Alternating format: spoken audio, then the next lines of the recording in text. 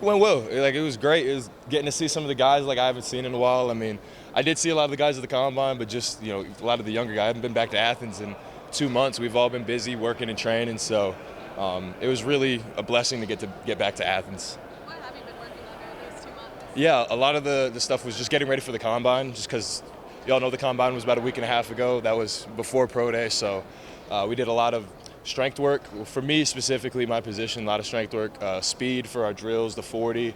We just wanted to make sure we could test as best as we could, show off our athleticism, and show why this Jeep means something to us.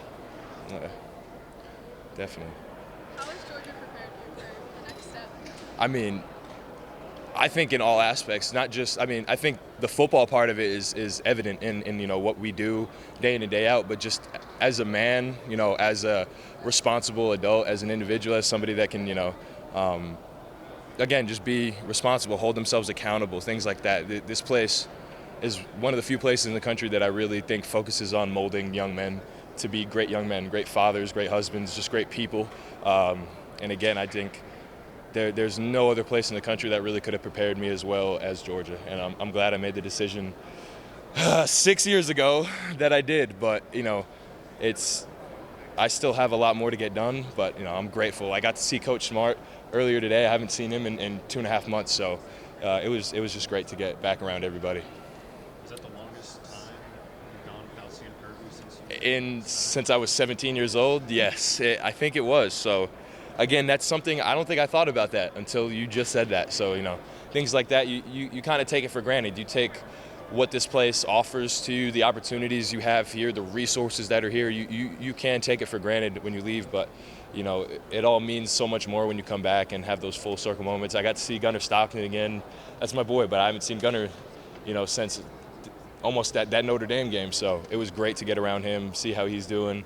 I look forward to coming out. I'm going to be here for another week or so I look forward to come watching practice. And it's going to be weird being a Dog fan now. It's going to be weird, but, I look forward to it. When you're watching these practices, who are going to be the young guys on the offensive line that you're really going to be watching back in the guard? Yeah, I'd say all the freshmen, just seeing the freshmen develop. Those are going to be the guys that have I'd say the most change in the least amount of time. Like the older guys are still getting better, but you know what I mean. They're kind of polishing their game, whereas the younger guys, they're kind of almost learning a whole new sport. It's the transition from high school to Georgia football. It doesn't matter who you are, 5-star, 2-star. It doesn't matter. It's a huge jump. I came from, like you guys know, I came from Rhode Island. It's a little bit different. It was an adjustment, but. Everybody grows at different paces, but I look forward to seeing Monroe. He's a great talent. Ernest, he's my roommate. I look forward to Ernest. Drew Bobo at center, seeing what he can do. Is just all the guys in that room, man. They're all special in their own ways. As a Rhode Island guy, is it cool seeing guys like Marcus Harrison's from New York, now you're from Yeah. Is it cool seeing fellow Northeast guys come down? Definitely. I think I kind of started something 6 years back because I don't think Coach Smart really recruited the North that. At least I'd like to take credit for it, but.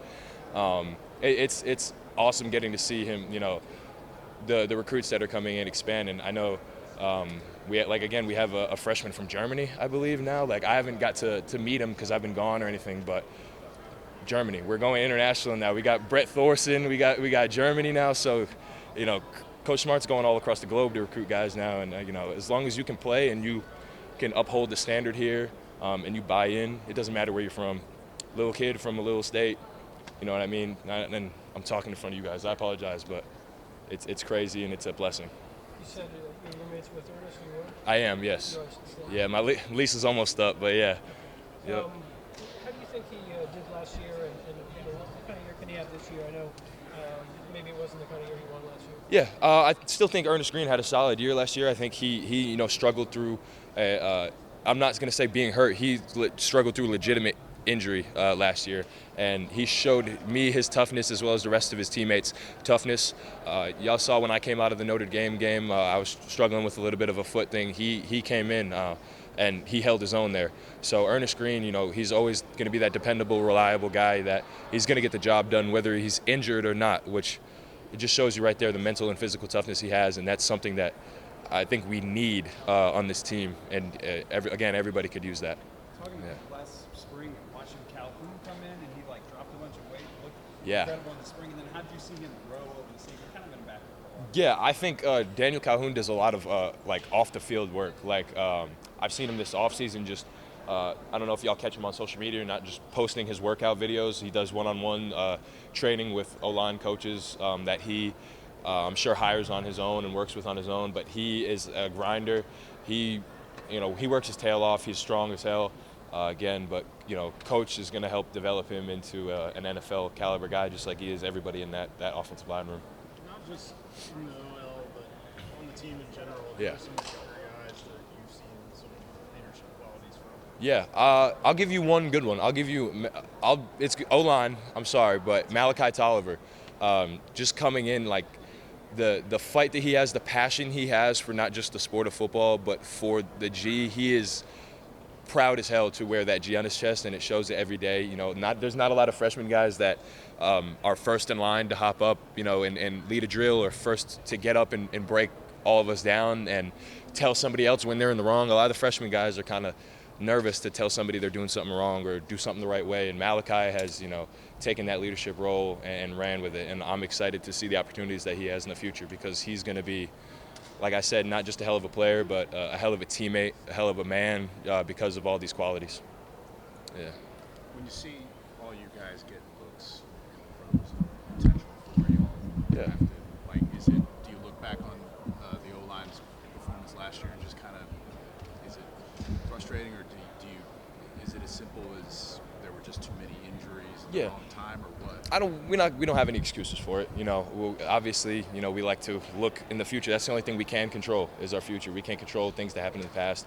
Obviously, as a team, we'd like to have played better, and our goal is always a national championship, and that's something that we didn't do last year, and it sucks. It's sour. It's to have a team goal, work so hard, and don't reach your goals. It sucks, but that doesn't mean that everything's over. That doesn't mean the world is over, and that's just an opportunity for these guys to have a chip on their shoulder going into this season, being doubted, being told they're overrated, being whatever it may be. Playing with that chip on your shoulder is a huge leg up against any competition. Do you sense there might be some of that going on, like the squeaky wheel gets the grease too, like the O-line's going to be maybe a little more motivated? I hope so, and if it's my responsibility as a old guy and a fan at that point to getting these kids, I've been around here 6 years. I know the standard here. I've been here for the 2 national championships. I've been here for the losses. I've been here when we lost. The last time we lost at home was South Carolina 2019, my freshman year, and I'm one of the few guys, if only me and Dan Jackson, that has ever lost a game here at home. So, not saying it means that much more to us, Dan and I, but we've seen it come and go. We've seen a whole lot. So, if I can instill whatever knowledge that I know, or how important that G is to not just the team, but to the people watching at home, the people that are, overseas in our military watching it, that have been here, the people that, can't afford to be at our games, that have to watch it on TV, whoever it may be. I'm going to get that through their head. You mentioned him. Last question. You mentioned him. What impact did Dan Jackson leave on this program? Man, yeah, one of the best leaders I've ever seen around this place, and I'd say just the underdog story. Like, coming as a walk-on, sixth year like myself. I know how difficult it is to be the sixth year, have the grandpa jokes and the uncle jokes, and it's fun in games, but that just shows you how much it means to him that he would come back over and over and over, and he would keep playing when everybody around him is making, maybe NIL money, and maybe he's not at first. He's walking. He's got to pay his way through school.